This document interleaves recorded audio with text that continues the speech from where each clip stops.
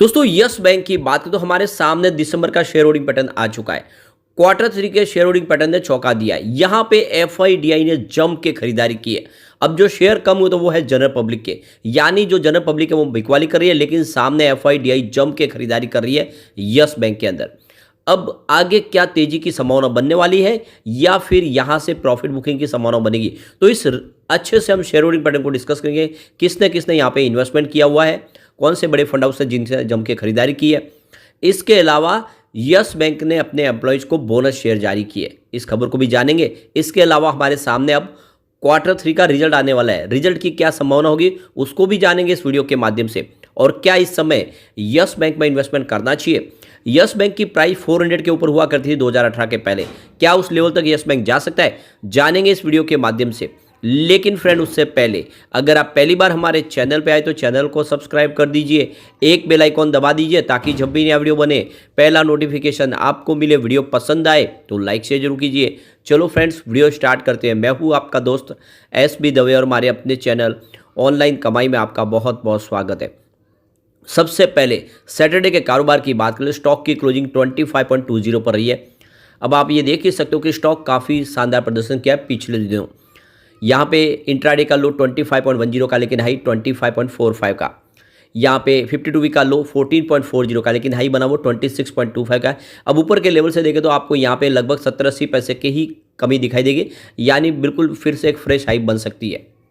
इसकी परफॉर्मेंस देखें तो 16 जनवरी को स्टॉक 25.65 के आसपास था, जहाँ पे 3.6% की शानदार तेजी बनी। लेकिन 17 जनवरी को उतनी ही फिर गिरावट हो गई, 24.75 के आसपास स्टॉक आया, जहाँ पे 3.5% की गिरावट देखने को मिली। 18 जनवरी की बात करें तो 24.95 के आसपास स्टॉक आया, जहाँ पे 0.8% की तेजी बनी। 19 जनवरी की बात करें क्लोजिंग 25.15 के आसपास, जहाँ पे फिर से 0.8% की तेजी बनी। और 20 जनवरी को 25.25 के आसपास क्लोजिंग थी, जहाँ पे 0.4% की तेजी बनी। तो तेजी तो बन रही है लेकिन बड़ी तेजी नहीं बन रही है। लोग इस समय वेट एंड वॉच करें कि आगे क्या रणनीति बनेगी, क्या यहाँ पे गिरावट होने वाली है या फिर एक तेजी की संभावना बनेगी। तो रिजल्ट के पहले लोग फूक फूक के कदम रख रहे। अब इसके बीच में जो बड़ी अपडेट निकल के आ रही है, यहाँ पे यस बैंक ने अपने एम्प्लॉयज़ को यस बैंक की जो YBL ESO स्कीम 2020 के तहत इनको शेयर जारी किए। ये एक तरह से इनको बोनस के रूप में शेयर दिए गए, जो एम्प्लॉयज़ की परफॉर्मेंस के आधार पर इनको शेयर दिए गए। तो ये देखो करीब 17,59,595 इक्विटी शेयर जारी किए, जिनकी फेस वैल्यू 2 रुपीज़ है। तो यह स्कीम के तहत, यानी जो YBL स्कीम है, इसके तहत इनके एम्प्लॉयज़ को शेयर अलॉट किए गए। तो लगातार यस बैंक अपने एम्प्लॉयज़ को शेयर जारी करती है उनकी परफॉर्मेंस के आधार पर। जो अच्छा परफॉर्मेंस करते हैं उनको यस बैंक बोनस के रूप में ये शेयर देती है।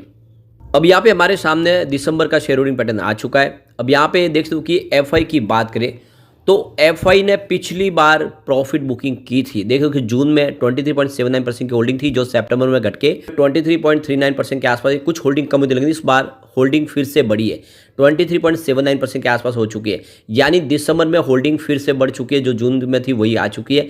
यानी एफआई ने फिर से यहाँ पे शानदार खरीदारी कर ली है यस बैंक। तो एफआई का भरोसा यहाँ पे लौट के आया।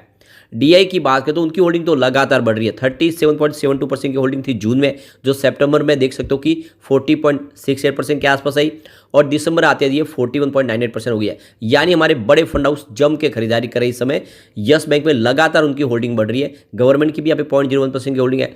जनरल पब्लिक की बात करें उनकी होल्डिंग बहुत तेजी से घट रही है, 38.47% की होल्डिंग थी जून में, जो सितंबर में घट के 35.90% के आसपास आ गई, और दिसंबर में 34.21% हो चुके हैं। तो जो जनरल पब्लिक के शेयर है वो लगातार एफआई और डीआई के पास जा रहे हैं, और ये बात का इशारा है कि आपको इसमें भूल नहीं करनी है, बल्कि इसमें आपको अपने निवेश को बनाए रखना, यही मौका है। आने वाले समय आपको शानदार रिटर्न मिल सकता है। अब यहाँ पे म्यूचुअल फंड की बात करें, उनकी 0.14% की होल्डिंग है। 12 म्यूचुअल फंड ने यहाँ पे इन्वेस्टमेंट किया हुआ है। फॉरेन पोर्टफोलियो इन्वेस्टर कैटेगरी की बात करो 10.72% की होल्डिंग है, और उनकी संख्या 442 की है। फॉरेन पोर्टफोलियो इन्वेस्टर कैटेगरी 2 में देखें तो 0.22% की होल्डिंग है, उनकी संख्या 24 है। बैंक्स की बात करें, उनकी बैंकों की होल्डिंग यहाँ पे 37.23% है, और संख्या इनकी 12 है। तो स्टेट बैंक ऑफ इंडिया की होल्डिंग 26.13% के आसपास, जो लगातार बनी हुई है। यहाँ पे HDFC बैंक ने भी 3% की अपनी होल्डिंग को बनाए रखा है। ICICI बैंक लिमिटेड की होल्डिंग देखें तो 2.61% के आसपास, जो अभी भी बनी हुई है। एक्सिस बैंक लिमिटेड की 1.57% की होल्डिंग है। कोटक महिंद्रा बैंक लिमिटेड की 1.32% की होल्डिंग है, और IDFC फर्स्ट बैंक लिमिटेड की 1% की होल्डिंग है। तो लॉक इन पीरियड खुलने के बावजूद भी जो बैंक है उन्होंने भरोसा अभी भी यस बैंक पे बनाए रखा है, सभी बैंकों ने अपनी होल्डिंग को बनाए रखा है। तो भारी भरकम निवेश देखें तो अभी भी यस बैंक के अंदर बना हुआ है सभी बैंकों का, एसबीआई के साथ में। तो कोई भी यहाँ पे अपनी होल्डिंग ट्रिम करने को फिलहाल तैयार नहीं है, उनके हिसाब से एक अच्छा रिटर्न देखने को मिल सकता है। इसके अलावा इंश्योरेंस कंपनी की होल्डिंग 4.60% और 11 इनकी संख्या है। एलआईसी की बात को 4.34% का जबरदस्त निवेश किया हुआ है एलआईसी ने भी। फॉरेन डायरेक्ट इन्वेस्टमेंट की बात करें तो 12.85% का है। तो ये डायरेक्ट जो आप देखो सीए बेस्क्यू इन्वेस्टमेंट और वेरवेंटा होल्डिंग की तरफ से जो यहाँ पे इक्विटी ली गई है उनकी होल्डिंग बनी हुई है और ये 12.85% की होल्डिंग है। ये एक तरह से प्रमोटर ग्रुप से ही संबंधित है।